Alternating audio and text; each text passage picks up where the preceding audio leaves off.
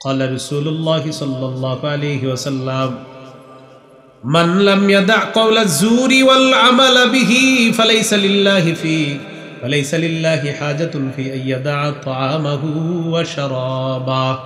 কোন ব্যক্তি যদি রোজা রেখে মিথ্যা কথা বলে, তার না খাওয়া আর পানি পান না করার মধ্যে আল্লাহর কাছে কোনো গুরুত্ব নাই, যদি মিথ্যা ছাড়তে না পারে। রোজা রেখে জুতা কিনতে গেছেন, ঈদের সময় তো জুতা কিনে অনেকে, বা যেটাই কিনে, ভাই জুতা কত?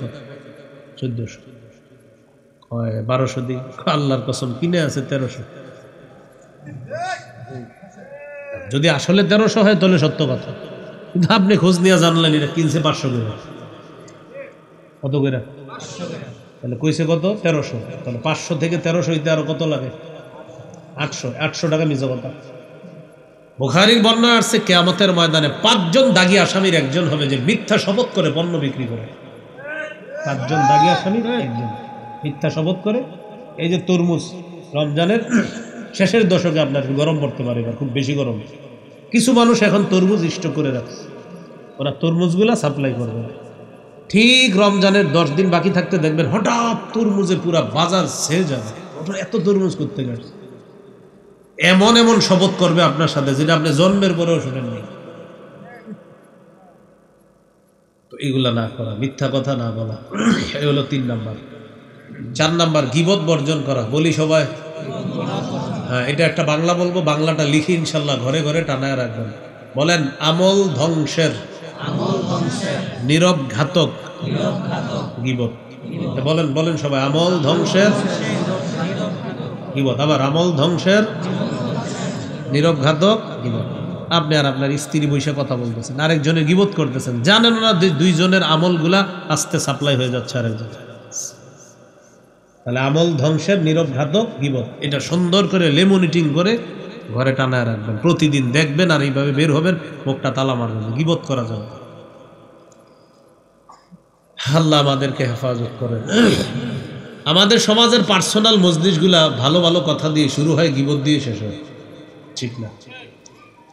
সুন্দর সুন্দর মজলিসগুলা এমন বসছি, মনে করেন কারোর সাথে বসছি, বসার পরে বলবে, ও কে আসছিল গত বছর ওই জায়গায় বক্তা ওকে আলোচনা করেন, মাশাআল্লাহ ভালো, সব ঠিক আছে, আচ্ছা, আর কইেন না অত, আবার ভালো কইেন না, শেষের দিকে যা করছে শুরু হয়ে গেছে। প্রথমে কিন্তু 10 মিনিট কইছে ভালো ভালো ভালো আলোচনাগুলা শুরু হয়, গীবতের মাধ্যমে শেষ হয়।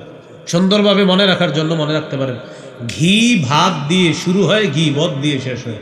বুঝলেন? ঘি ভাত ভালো জিনিস, ঘিও ভালো, ভাতও ভালো।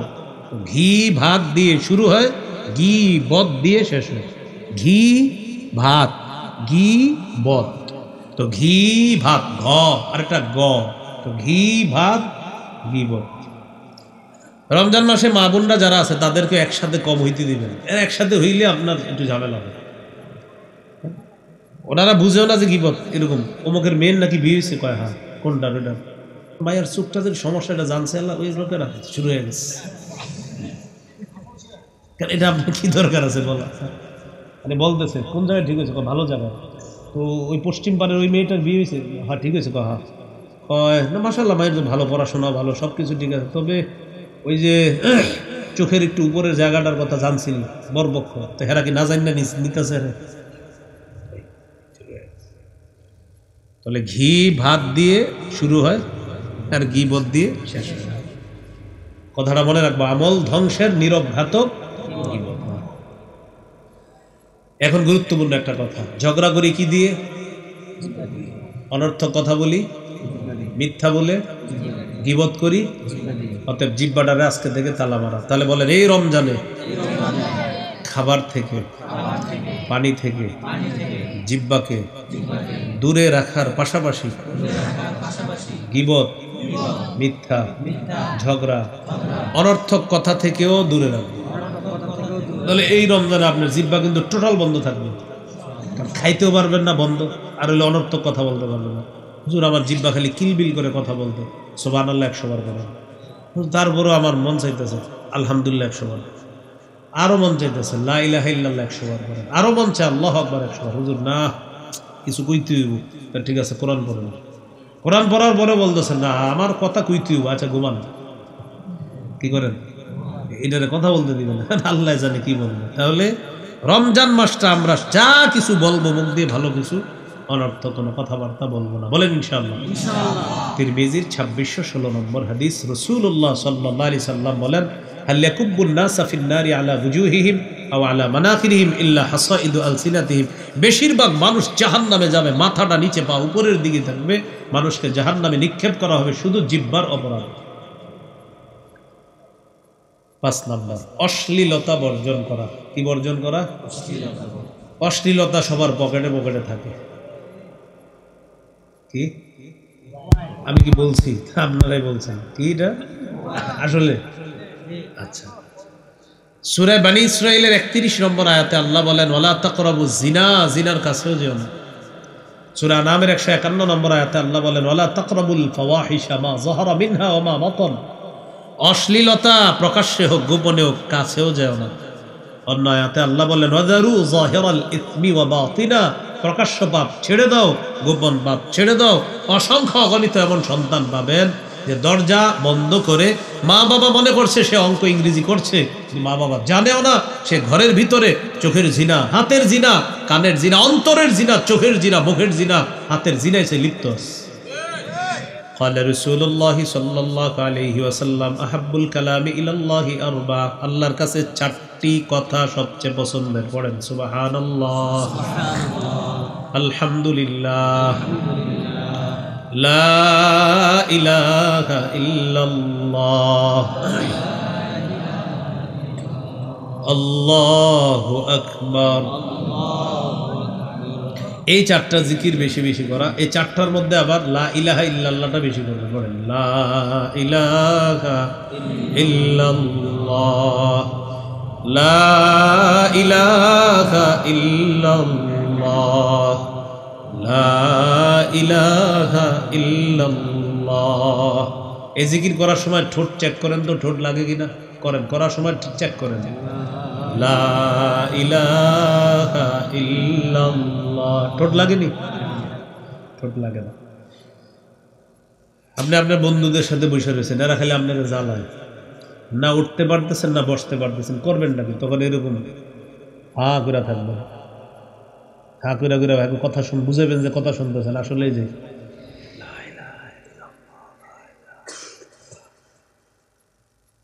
কথা নিচে দিয়ে চুপচাপ,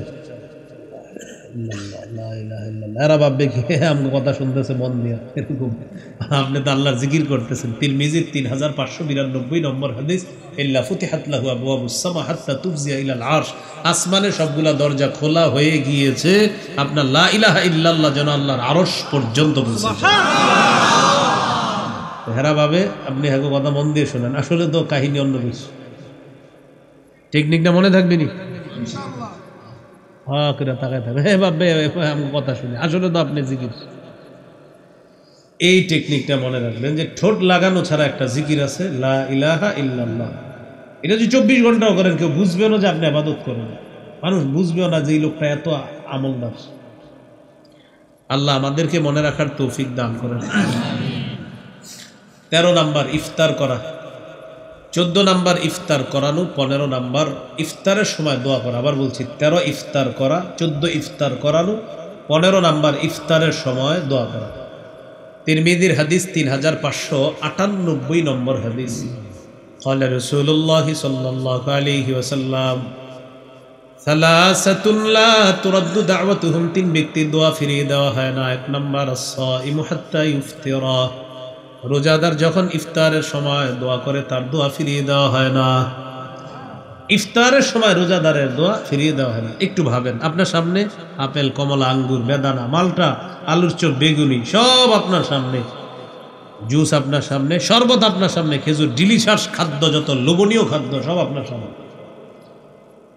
এখন এই লোভনীয় খাদ্যগুলো আপনার সামনে আছে, 5 মিনিট পরে ইফতারের সময় হবে। আচ্ছা, এতগুলা খাদ্য আপনার সামনে, মন চাইতেছে কিন্তু খাইতে, কিন্তু খান না। কেন খান না? তাহলে একটা মানুষ এতগুলা লোভনীয় খাদ্য খায় না কার ভয়ে? তো বুঝেন তো বান্দার সাথে আল্লাহর সম্পর্কটা তখন কত নিকট, কত গভীর, কত গাঢ়। যে আমার রবের হুকুম নাই তাই খাই না, অথচ মন চাইতেছে খাইতে, না না না খাবো না, রবের হুকুম নেই। ওই মুহূর্তে দোয়া করেন, কবুল। তাহলে 1 নাম্বার রোজাদার যখন দোয়া করে কবুল ইফতারের সময়। 2 নাম্বার ওয়াল ইমামুল আদিল, ন্যায়পরায়ণ শাসক, পুরুষ ন্যায়পরায়ণ শাসক, পুরুষ পুরুষ কি শাসক? 3 বার বলেন পুরুষ শাসক। আবার বলেন, আবার বলেন।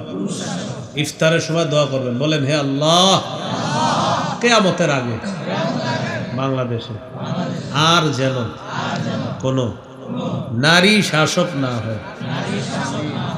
কি না হয়? সবাই বলেন কেন? আরো জোরে বলেন। ক্বালা রাসূলুল্লাহ সাল্লাল্লাহু আলাইহি ওয়াসাল্লাম লা ইউফলিহা কওমুন ওয়াল্লাউ আমরাহুম ইমরাআতান, নবীজি বলেন ওই জাতি কিছুতেই সফল হবে না যেই জাতি তাদের নেতৃত্বে কোনো নারীকে বসায়া দেয়। এরপরে যদি আপনি চান যে না আগামীতে আবার নারী চাই, লিখবেন এইভাবে, আগামীতেও নারী শাসক চাই, কেননা আমি সারা জীবন হতভাগা থাকতে চাই, এরকম লিখে দিবেন। যেহেতু আপনি আপনারটা মাইনে নিছেন, আমরা কিছু করবো না, বেচারা চায় হতভাগা থাকতে। নবীজি বলছেন জীবনে সফল হবে না যদি নারী নেতৃত্ব তোমাদের উপরে থাকে। তাহলে আমাদের সফলতার প্রথম শর্ত আমাদের নেতৃত্বে যে থাকবে সে নারী হতে পারবে না। এটা আসলেও ঠিক, যেহেতু বুখারীর হাদিস। 3 নাম্বার দাওয়াতুল মাজলুম, মাজলুমের দোয়া ফিরিয়ে দেয় না। বলে 3 জনের দোয়া আল্লাহ ফিরিয়ে দেয় না। 16 নাম্বার রমজানের শেষ দশকে ইতিকাফ করা। সহিহ বুখারী 2033 নম্বর হাদিস। কানা রাসূলুল্লাহ সাল্লাল্লাহু আলাইহি ওয়াসাল্লাম ইয়াতাকিফু ফিল আশরিল আওয়াখির মিন রমাদান। রাসূলুল্লাহ সাল্লাল্লাহু আলাইহি ওয়াসাল্লাম রমজানের শেষ দশকে ইতিকাফ করতেন, শেষ দশকে ইতিকাফ করতেন। এই হলো আপনার 16 নম্বর। 17 নম্বর লাইলাতুল কদর তালাশ করা। 27-এর রাতে লাইলাতুল কদর তালাশ করবে। কবে? হ্যাঁ কইসাম বলেন 21, 23, 25, 27, 29, এই 5 রাতে। বলেন এই 5 রাতে লাইলাতুল কদর তালাশ করব, চেষ্টা করব, সারা রাত জেগে জেগে ইবাদত করব। এই 5 রাত, হ্যাঁ 21, 23, 25, 27, 29।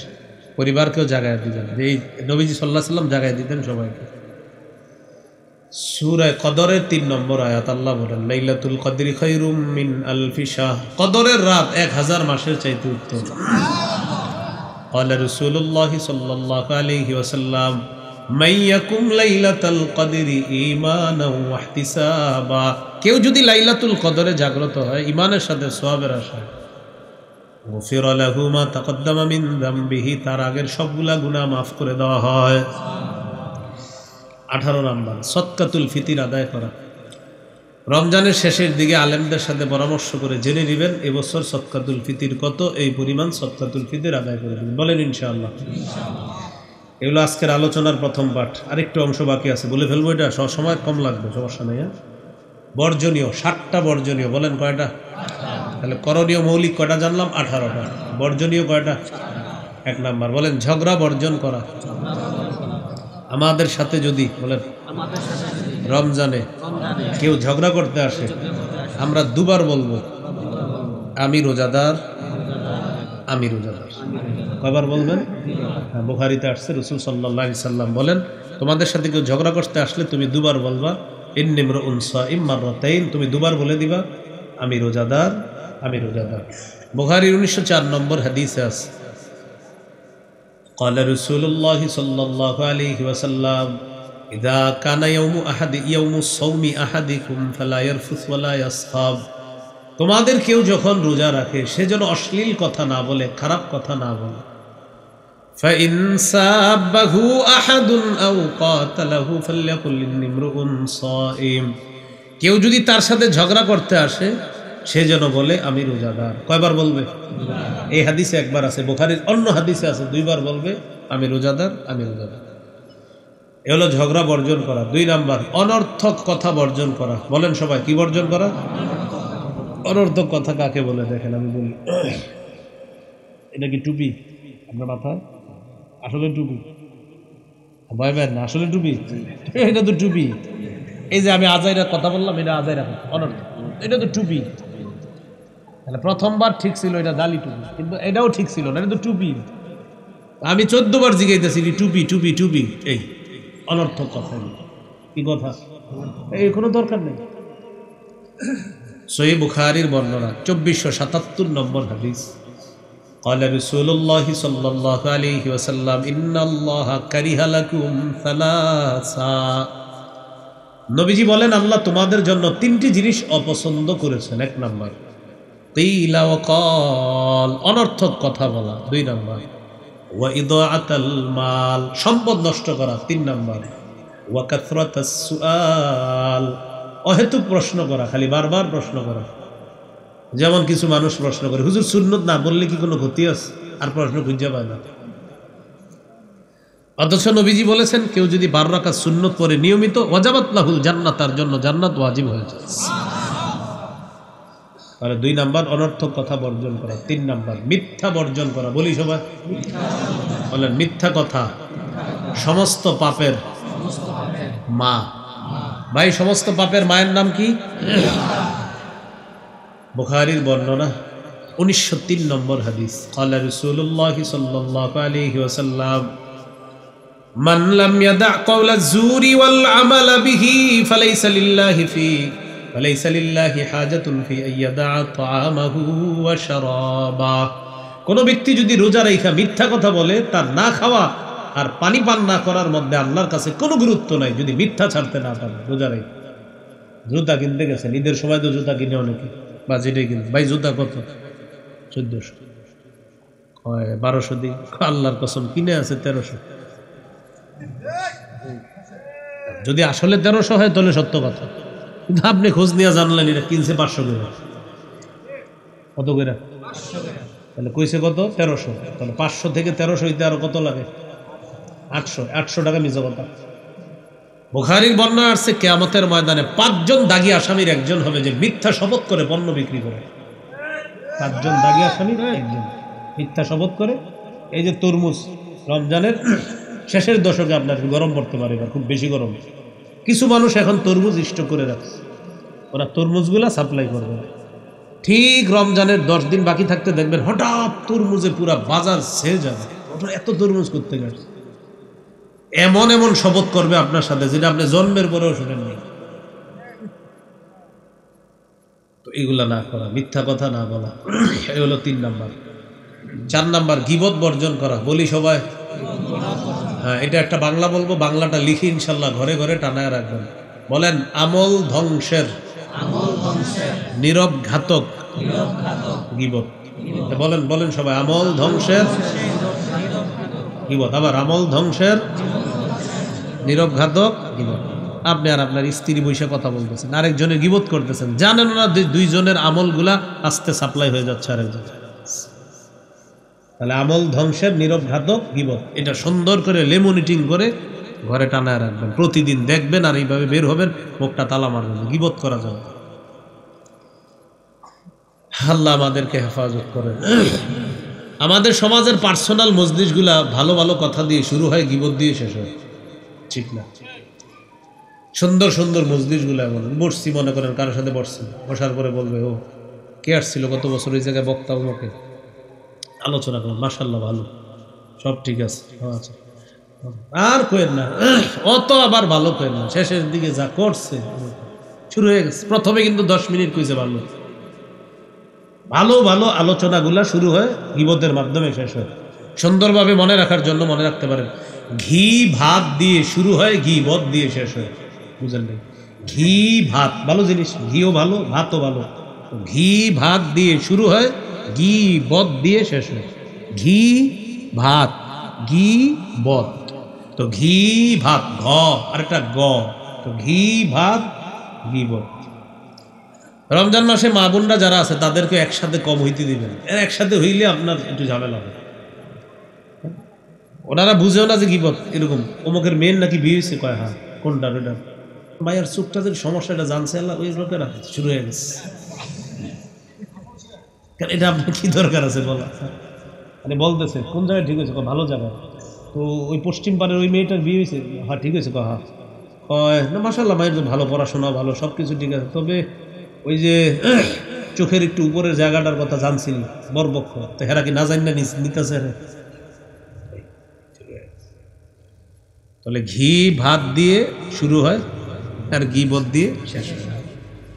কথাটা মনে রাখবো, আমল ধ্বংসের নীরব ঘাতক গীবত। এখন গুরুত্বপূর্ণ একটা কথা, ঝগড়া করি কি দিয়ে? অনর্থক কথা বলি, মিথ্যা বলে, গীবত করি। অতএব জিহ্বাটারে আজকে থেকে তালা মারা। তাহলে বলেন এই রমজানে খাবার থেকে, পানি থেকে জিহ্বাকে দূরে রাখার পাশাপাশি গীবত, মিথ্যা, ঝগড়া, অনর্থক কথা থেকেও দূরে রাখবো। তাহলে এই রমজানে আপনার জিহ্বা কিন্তু টোটাল বন্ধ থাকবে, খাইতেও পারবেন না বন্ধ, আর হলে অনর্থক কথা বলতে পারবেন না। হুজুর আমার জিহ্বা খালি কিলবিল করে কথা বলতে, সুবহানাল্লাহ 100 বার করেন। তারপরেও আমার মন চাইতেছে আলহামদুলিল্লাহ 100 বার, আরো মন চাইতেছে লা ইলাহা ইল্লাল্লাহ 100 বার করেন, আরো মন চায় আল্লাহু আকবার 100 বার। হুজুর না কিছু কইতে হইব, ঠিক আছে কোরআন পড়েন। কোরআন পড়ার পরে বলতেছেন না আমার কথা কইতে হইব, আচ্ছা ঘুমান। কি করেন? এটারে কথা বলতে দিবেন না, আল্লাহ জানে কি বলবো। তাহলে রমজান মাসটা আমরা যা কিছু বলবো মুখ দিয়ে ভালো কিছু, অনর্থক কোনো কথাবার্তা বলবো না। বলেন ইনশাআল্লাহ। তিরমিজির 2616 নম্বর হাদিস, রাসূলুল্লাহ সাল্লাল্লাহু আলাইহি সাল্লাম বলেন, হাল ইয়াকুব্বুন নাসা ফিন নারি আলা ওয়ুজুহিহিম আও আলা মানাখিরিহিম ইল্লা হাসাইদু আলসিনাতিহিম। বেশিরভাগ মানুষ জাহান্নামে যাবে, মাথাটা নিচে পা উপরের দিকে থাকবে, মানুষকে জাহান্নামে নিক্ষেপ করা হবে শুধু জিহ্বার অপরাধ। 5 নাম্বার, অশ্লীলতা বর্জন করা। কি বর্জন করা? অশ্লীলতা সবার পকেটে পকেটে থাকে। কি আমি কি বলছি? আপনারাই বলছেন কি এটা আসলে? আচ্ছা, সূরা বনী ইসরাঈলের 31 নম্বর আয়াতে আল্লাহ বলেন, ওয়ালা তাকরাবু জিনা, জিনার কাছেও যেও না। সূরা আনামের 151 নম্বর আয়াতে আল্লাহ বলেন, ওয়ালা তাকরাবুল ফাওয়াহিশা মা যাহারা মিনহা ওয়া মা বাতান। অশ্লীলতা প্রকাশ্যে হোক গোপনে হোক কাছেও যেও না। অন্য আয়াতে আল্লাহ বলেন, ওয়াযারু যাহিরাল ইসমি ওয়া বাতিনা। প্রকাশ্য পাপ ছেড়ে দাও, গোপন পাপ ছেড়ে দাও। অসংখ্য অগণিত এমন সন্তান পাবেন যে দরজা বন্ধ করে মা বাবা মনে করছে সে অঙ্ক ইংরেজি করছে, মা বাবা জানেও না সে ঘরের ভিতরে চোখের জিনা, হাতের জিনা, কানের জিনা, অন্তরের জিনা, চোখের জিনা, মুখের জিনা, হাতের জিনায় সে লিপ্ত আছে। আসলে ঠিক সহিহ বুখারীর বর্ণনা 6612 নম্বর হাদিস, রাসূলুল্লাহ সাল্লাল্লাহু আলাইহি সাল্লাম বলেন, ফাজিনাল আইনি আর নজরু, চোখের জিনা হলো দেখা, ফাজিনাল লিসান আল মান্তিক, মুখের জিনা কথা বলা, ওয়ান নাফসু তামান্না তাশতাহি, অন্তরের জিনা কল্পনা করা। এখন এদিকে ভাই হচ্ছে কিনা এটা পরিহার করতে হবে। এই হলো 5 নাম্বার। 6 নাম্বার, লৌকিকতা বর্জন করা। রোজা কার জন্য? ইফতার, সাহারি, বাস লৌকিকতা, লোক দেখানো ইবাদত করা যাবে না। বুলুগুল মারাম 440 নম্বর হাদিস, রাসূলুল্লাহ সাল্লাল্লাহু আলাইহি ওয়াসাল্লাম বলেন, ইন্না আখওয়াফা মা আখাফু আলাইকুম আশ-শিরকুল আসগর আর-রিয়া। তোমাদের ব্যাপারে আমি সবচেয়ে আশঙ্কা করি তোমরা ছোট শিরকে লিপ্ত হবা, এটা হলো রিয়া, লোক দেখানো ইবাদত করা। কত গেল? 6। 7 নাম্বার সর্বশেষ, বলেন অপচয় বর্জন করা। ইফতারি বানায় অনেকগুলো, আমরা যারা রোজা রাখি কি মনে হয় জানেন, এই গরিবুরের যত ইফতার আমি একা খাবো, মানে এটা ইফতারের আগে, পরে সব কিছু আপনার নিয়ে বসে, কমলা আঙ্গুর যা আছে সব, 4 জনে সব কিনা টিনা আনছে লাগে। 2 জনে বলে এতগুলা বানাইস না, খাইতে পারবি না, তোরা না পারলে আমি আছি। বানানোর পরে হজরতে যখন বিসমিল্লাহ বইলা শরবতটা খায়, খেজুর খায়, তুই তোরা খা। আপনার এতগুলো ইফতার কে বানাইতে বলছে বলো? আচ্ছা যাই হোক, যদি বানিয়ে ফেলেনি, ছোট ছোট বাচ্চা টাচ্চারা রাস্তাঘাটে দৌড়াদৌড়ি করে না, ওদেরকে ডাইকা ঠাইকা খাওয়াই দিয়ে, কিন্তু প্রথম কথা অপচয় করেন না। এরপরেও যদি বেশি ইফতারি বানিয়ে ফেলেন, আশেপাশে অনেক মানুষ থাকে, ডাইকা খাওয়াই দেন, বাস অপচয় করেন না, নষ্ট করেন না। তাহলে হলো 7 নাম্বার, অপচয় করা যাবে না। সর্বশেষ কথা আপনাদের উদ্দেশ্যে, এটা আমার সাথে সবাই আমরা বলি, বলেন আমাদের ইফতার যেন আমাদের মাগরিব ছুটে যাওয়ার কারণ না হয়। সুন্দর হয় না কথাটা, আবার বলেন আমাদের ইফতার যেন মাগরিবের জামাত ছুটে যাওয়ার কারণ না হয়। এটা অনেকের হয়, হ্যাঁ, ইফতার করতে গিয়ে, হ্যাঁ ইফতারের পরে হ্যাঁ পানও খাইবো, চাও খাইবো, নামাজ যাইবো না, আপনি আরো কিছু খান। আল্লাহর এক বিধান পালন করতে গিয়ে আরেক বিধান যেন শিথিল না হয়। তাহলে এবার আমাদের স্লোগান, আমাদের ইফতার যেন মাগরিবের জামাত ছুটে যাওয়ার কারণ না হয়। এটা মনে রাখবো ইনশাল্লাহ। এলাকায় কয় মিনিট সময় দেয়? 15 না 10? শহরেও 15 মিনিটই দেয়, 10, 12, 15 মিনিট। তো ইফতার আপনার ওই 10 মিনিট, আমার 9-10 মিনিট হয়ে যায় আলহামদুলিল্লাহ, অতক্ষণ লাগেও না। আমরা খান মনে বেশি, এতক্ষণ তো লাগার কথা না। তো যাই হোক, আপনার ইফতার যেন জামাত ছুটে না যায়। হ্যাঁ, এটা গুরুত্ব দিয়েন কথাটা, যে ইফতারের কারণে মাগরিবের জামাত যেন ছুটে, একদম একটা রোজাদারের জন্য এই কাজ না হয়। আল্লাহ আমাদেরকে কথাগুলা মনে রাখার তৌফিক দান করেন। মিম্বরের আমানত যাদের লাগবে, আমার একটা সংকলন আজকের জিব্বা সম্পর্কে আলোচনাগুলা